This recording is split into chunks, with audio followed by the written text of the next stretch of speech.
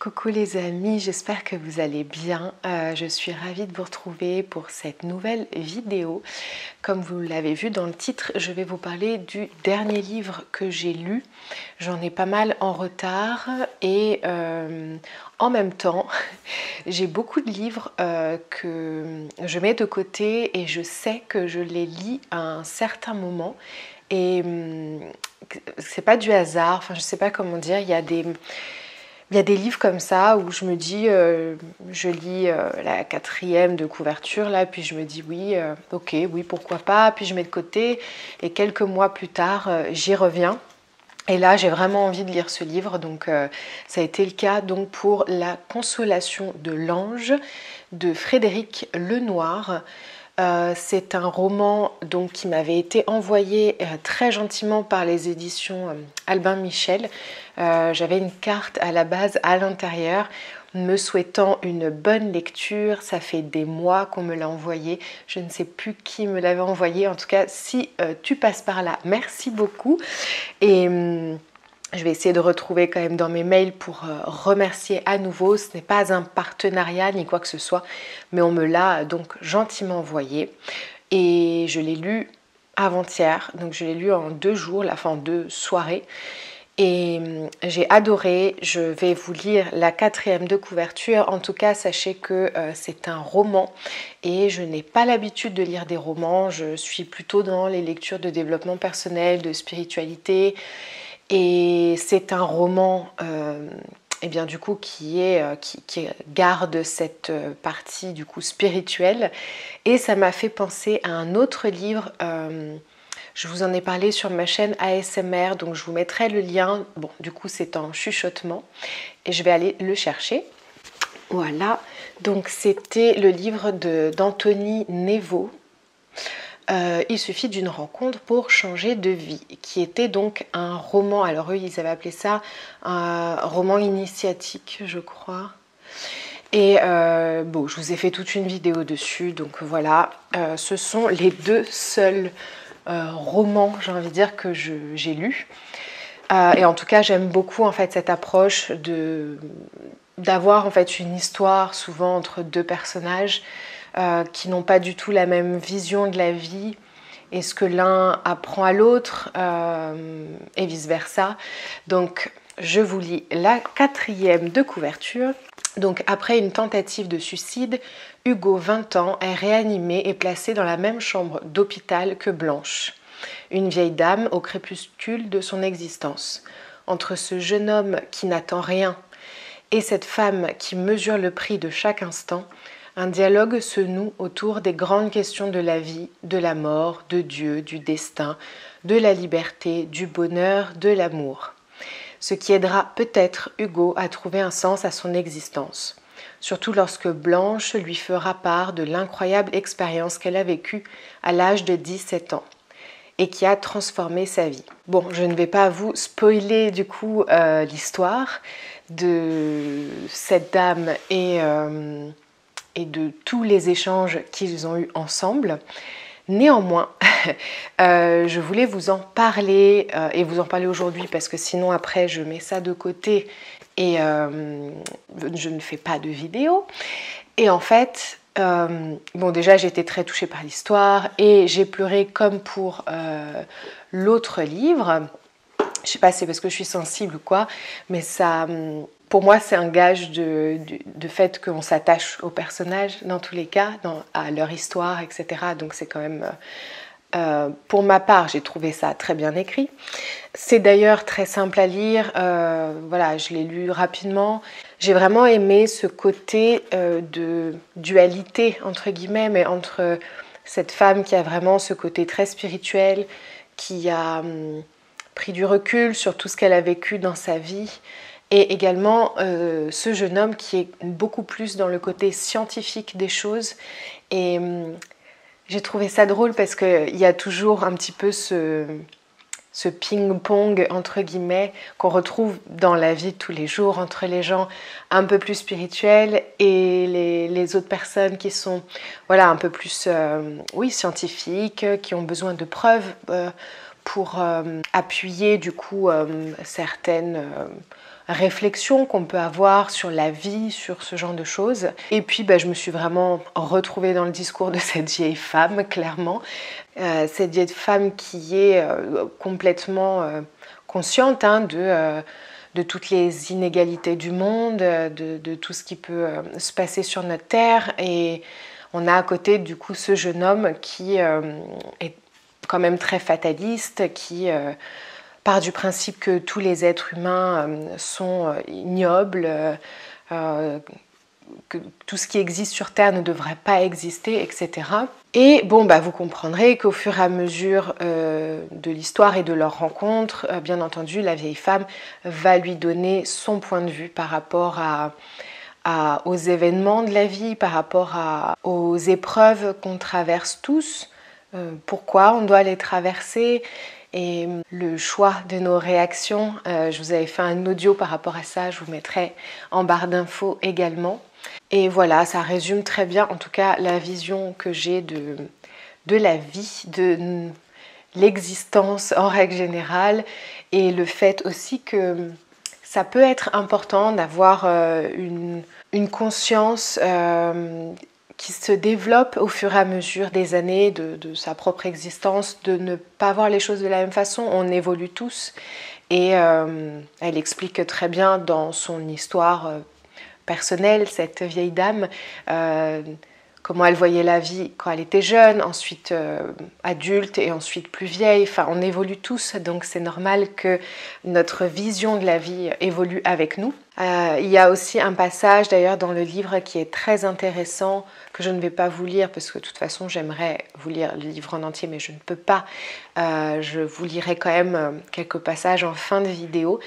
Mais il y a ce moment où ce jeune homme explique à cette vieille femme qu'il est complètement anéanti de voir autant d'atrocités dans le monde, de voir toutes ces inégalités, etc. Et cette vieille femme lui précise qu'il ne faut pas oublier qu'il y a une grosse majorité des êtres humains de ce monde qui est donc bienveillante, qui est empathique, qui est aussi combative pour les bonnes choses, en tout cas de cette terre, de tous les êtres, combative pour remettre un certain type d'équilibre aussi, pour qu'il y ait le moins d'inégalités possible. Mais bien entendu, on ne va pas parler de ces personnes-là au niveau des médias, par exemple, puisque c'est là où on voit toutes ces inégalités, toutes ces choses monstrueuses qui peuvent se passer sur la Terre. On ne les voit que par le biais des infos ou de la radio, même si ceux qui voyagent quand même peuvent également voir de leurs propres yeux ce qui se passe. Néanmoins, je me suis vraiment beaucoup rapprochée de cette vision, pas de cette vision, mais de ce rappel, de cette piqûre de rappel qui est qu'on est très nombreux à avoir encore foi en l'humanité. On est très nombreux à vouloir aider notre voisin sans pour autant, bien entendu, nier tout le reste.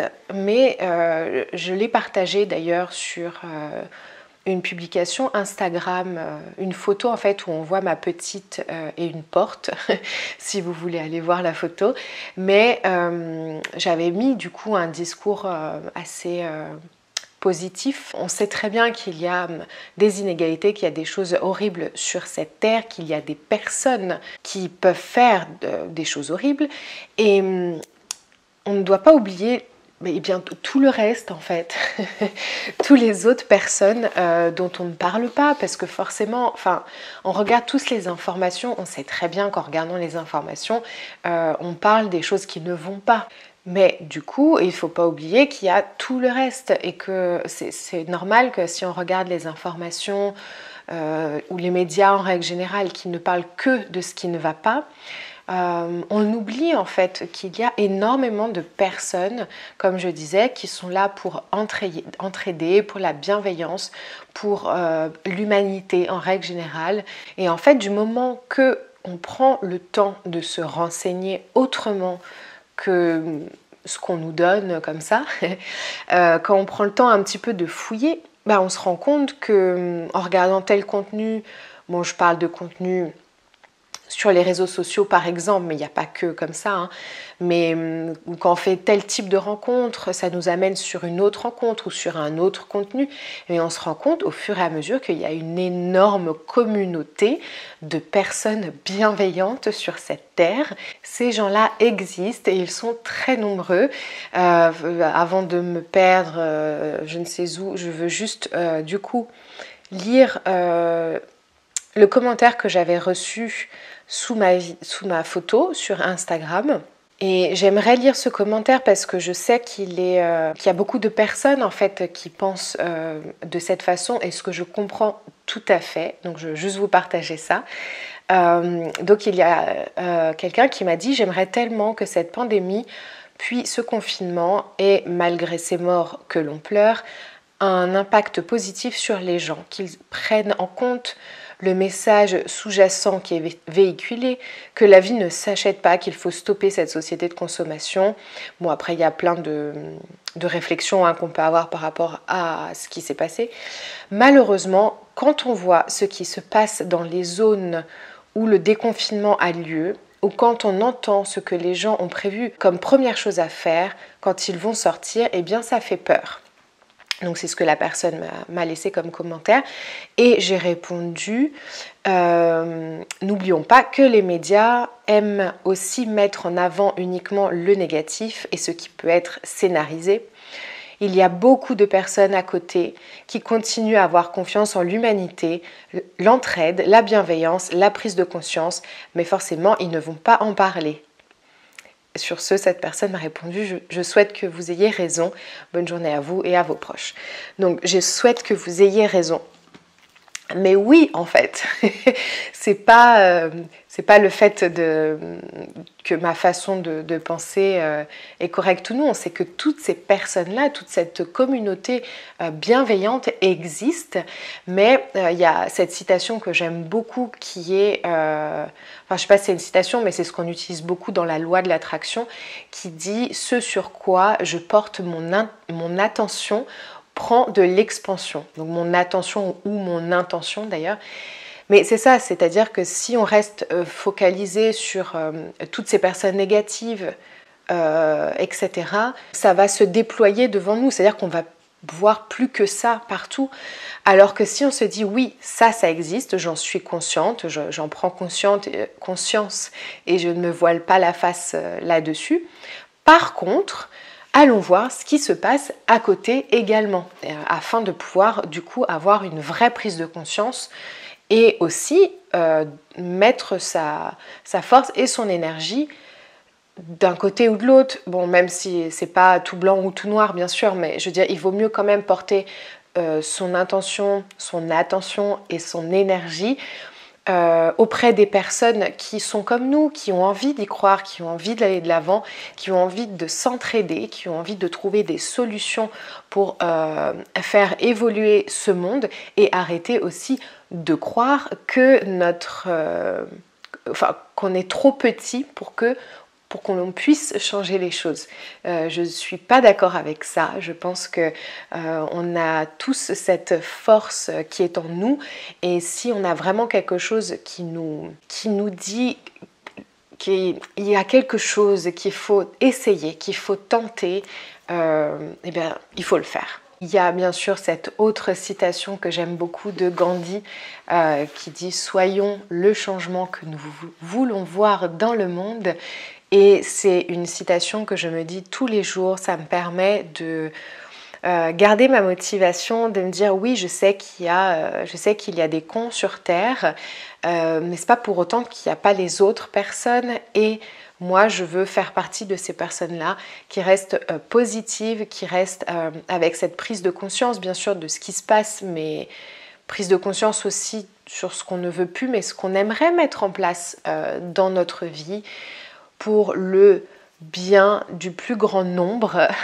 Et voilà, bon, je sais très bien que J'ai un petit peu dévié sur le petit résumé du livre qui n'est pas vraiment ça, mais ce passage de cette vieille femme qui a fait une petite piqûre de rappel à ce jeune homme par rapport aux médias, par rapport à tout ça, et au fait de se dire que tout n'est pas aussi noir. J'avais besoin de le répéter aujourd'hui et de faire passer ce message. En tout cas, voilà, c'était un livre qui m'a beaucoup plu. Je me suis beaucoup retrouvée dans tout, hein. Même le discours du jeune homme quand j'étais plus jeune, j'ai envie de dire, il y a quelques années. Mais voilà, j'ai évolué, je ne vois plus les choses de la même façon.